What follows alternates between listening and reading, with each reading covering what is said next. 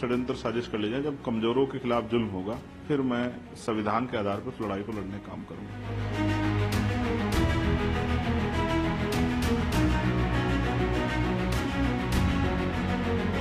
ये भी किसी छिपा हुआ नहीं कि इनका एकमात्र मकसद जो है एक बड़े समुदाय में भय पैदा करना है, उनको डराना, क्योंकि वो सरकारें भी जानती हैं कि उनके लिए उनके पक्ष में बोलने वाला कोई है नहीं।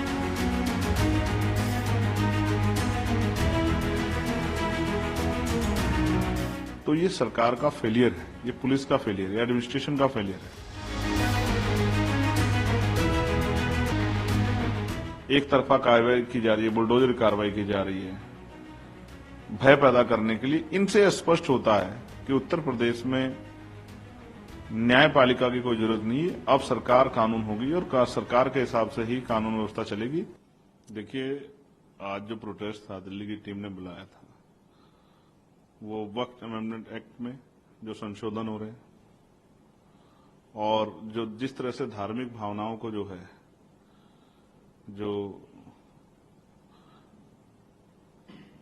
ईष्ट हैं धर्मों के, उनको के खिलाफ जिस तरह की टिप्पणियां की जा रही हैं, देश को अस्थिर करने का, माहौल खराब करने का काम जो किया जा रहा है, जिस तरह से चाहे हिमाचल हो या बहराइच में जो है एक तरफा कार्रवाई की जा रही है, टारगेट किया, लोगों के घर जलाए गए, उनके मुआवजे का क्या होगा, मैं वहां जाना भी चाहता हूं, उसके लिए भी पार्टी जो है प्रिपरेशन कर रही है। इन सब चीजों को लेके आज दिल्ली की टीम ने एक प्रोटेस्ट बुलाया था। और जब हम अपनी लड़ाई को लड़ने जाते हैं तो विरोधियों को जो लोग चाहते हैं कि देश में कमजोरों पर जुल्म होता रहे, वो उसको रोकने का काम करते हैं। इस तरह की षड्यंत्रों साजिशों से हम लोग डरने वाले नहीं।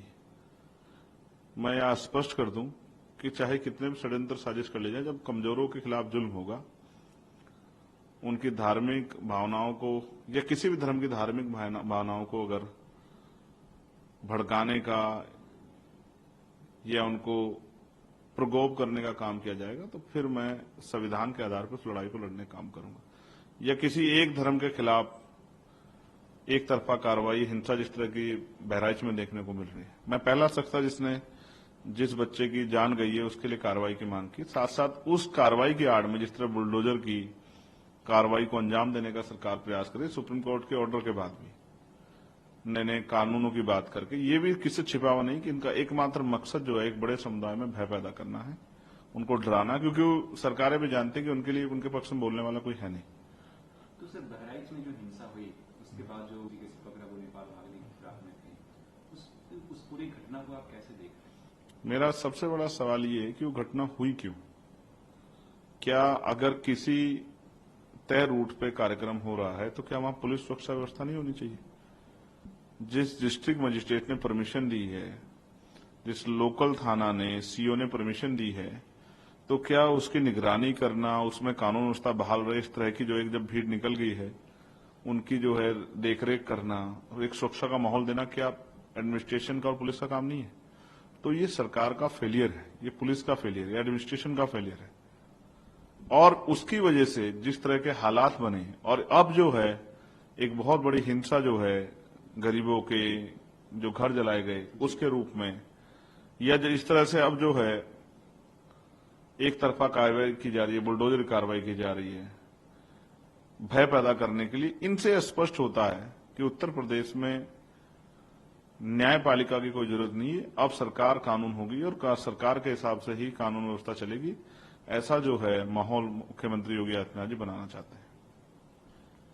एक बयान योगी जी देते हैं, बटेंगे तो कटेंगे, इस पे इसको आप कैसे देखते हैं उनके इस बयान को? भारत में जो हिंदू धर्म की धार्मिक व्यवस्था है उसमें ऊंच नीच है, जबकि मैं मानता हूं कि इंसानियत सबसे बड़ा धर्म है, लेकिन वहां दूसरी तरफ इसी ऊंच नीच की वजह से बाबा साहब अम्बेडकर ने 14 अक्टूबर 1956 को हिंदू धर्म को त्यागा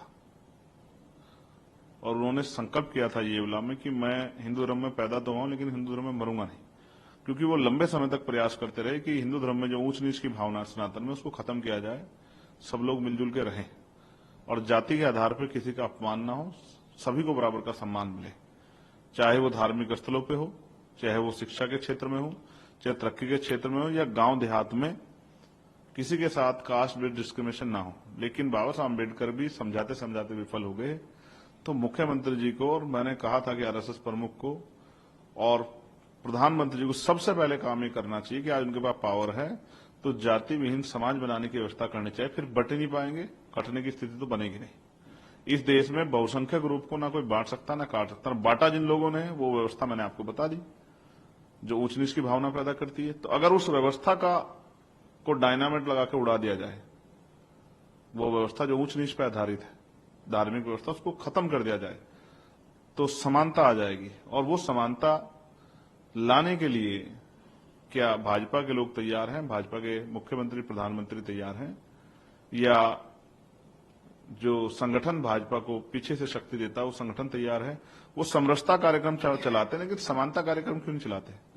मोहन भागवत जी को आदेश देना चाहिए, प्राइम मिनिस्टर को, कि वो रात को 8 बजे या 10 बजे या 12 बजे आए और ये घोषणा करें कि आज के बाद कोई जाति नहीं होगी देश में, सब भारतीय होंगे और भारतीय होने पर गौरव महसूस करेंगे। कोई जाति का जो है, जाति के आधार पर ना किसी को सताया जाएगा और ना ही कोई जाति का दम लेकर किसी पर जुल्म कर पाएगा। ये दोनों व्यवस्था नहीं चलेगी, सब इंसान बराबर होंगे। आज क्या दिक्कत है? इसके लिए प्राइम मिनिस्टर किसी परमिशन की जरूरत है? इसके लिए ना पाकिस्तान से परमिशन लेनी है, ना अफगानिस्तान से परमिशन लेनी है, ना इजराइल से परमिशन लेनी है, ना चाइना से परमिशन लेनी है, ना बांग्लादेश से परमिशन लेनी है। तो हमारे देश का मामला है और आप पावर में हैं। आप ऐसा तो नहीं पावर में नहीं है।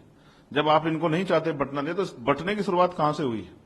बंटने की शुरुआत उस धर्म के आधार पर जो व्यवस्था बनी उससे हुई है, जो छोटा बड़ा ऊंच नीच की भावना पैदा करती है। तो इस भावना को सबसे पहले खत्म करना पड़ेगा, तभी शायद मुख्यमंत्री बात कहें तो अच्छा लगेगा। सर, अंत में एक प्रश्न है, 9 सीटों पे, असेंबली सीटों पे उपचुनाव है यूपी में, कैसी तैयारियां हैं? कोई स्टेट की टीम अपना अपना काम कर रही है और जहां तक उत्तर प्रदेश की मुझे जानकारी है, वहां प्रदेश की टीम ने शायद 9 सीटों पर अपने उम्मीदवार घोषित कर दिए हैं। इसी तरह से राजस्थान की टीम भी जल्द अपने फैसले लेगी और इसी तरह से बिहार की टीम भी शायद आजकल में अपने फैसले लेगी। और झारखंड में भी जो आने वाला चुनाव है, आम चुनाव, उसके लिए भी पार्टी ने कमर कस ली है। जहां तक मेरा मानना है कि जहां जहां पार्टी का संगठन मजबूत है, पार्टी को के दावेदार जो हैं, पार्टी मीटिंग में तय हुआ कि वो मजबूत से